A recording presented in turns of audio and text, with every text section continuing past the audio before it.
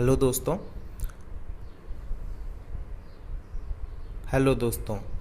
अब अपन बात करेंगे कंपोजिट नंबर और कोप्राइम नंबर की। कंपोजिट नंबर क्या होते हैं? तो ये बिल्कुल प्राइम नंबर्स के उलट होते हैं, बिल्कुल अपोजिट होते हैं।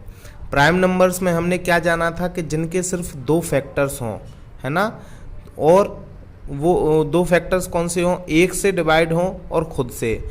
कंपोजिट नंबर बिल्कुल उसका उल्टा है। इसके दो फैक्टर से कम एक ज़्यादा होना चाहिए, यानी मिनिमम इसके कितने फैक्टर्स होने चाहिए? इसके 3 फैक्टर्स कम से कम होने चाहिए। 3 फैक्टर्स में से 2 फैक्टर्स कौन से हो सकते हैं? एक 1 हो सकता है और दूसरा कौन सा हो सकता है? इटसेल्फ, ये खुद हो सकता है। ठीक है। इसके अलावा बात करें तो इसके इन दोनों के अलावा भी कोई ना कोई इनका फैक्टर होना चाहिए। एग्जाम्पल के तौर पे अपन देख सकते हैं कौन सा? 4 देखिए 1 से जाएगा, 2 से जाएगा और 4 से खुद से भी जाएगा। 6 1 से जाएगा, 2 से जाएगा, 3 से जाएगा, 6 से जाएगा। इसके कितने फैक्टर हो गए? 4। तो उम्मीद करता हूँ कंपोजिट नंबर आपको समझ में आ गया होगा। ऐसे नंबर्स जो क्या हों, जिनके फैक्टर्स कम से कम 3 फैक्टर्स हों, है ना, 2 से ज़्यादा हों, एक और खुद के अलावा भी कोई ना कोई फैक्टर होना चाहिए। ठीक है। और याद रखिएगा कि 4 सबसे छोटा कंपोजिट नंबर होता है।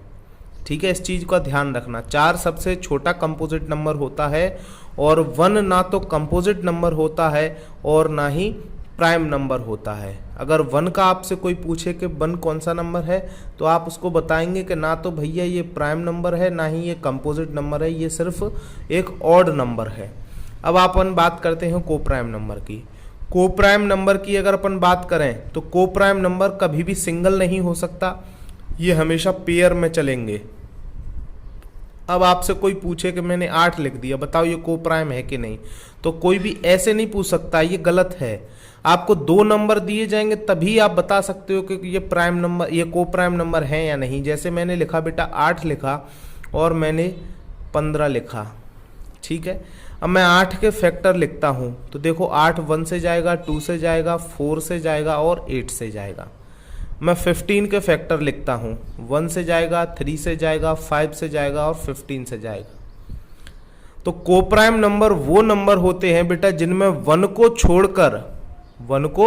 छोड़कर और कोई भी फैक्टर कॉमन नहीं होना चाहिए। तो देखो इसमें 2 4 8 फैक्टर हैं, इसके 3 5 15 हैं।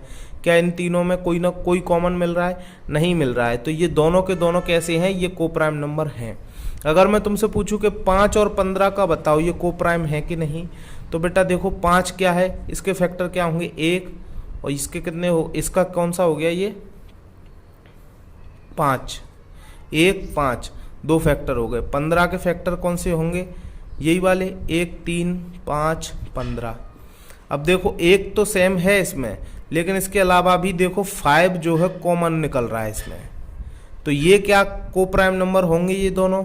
तो नहीं दोस्तों, ये दोनों कोप्राइम नंबर नहीं होंगे। कोप्राइम नंबर वो होते हैं जिनमें 1 के अलावा, 1 के अलावा कोई भी फैक्टर जिनका सेम नहीं होना चाहिए।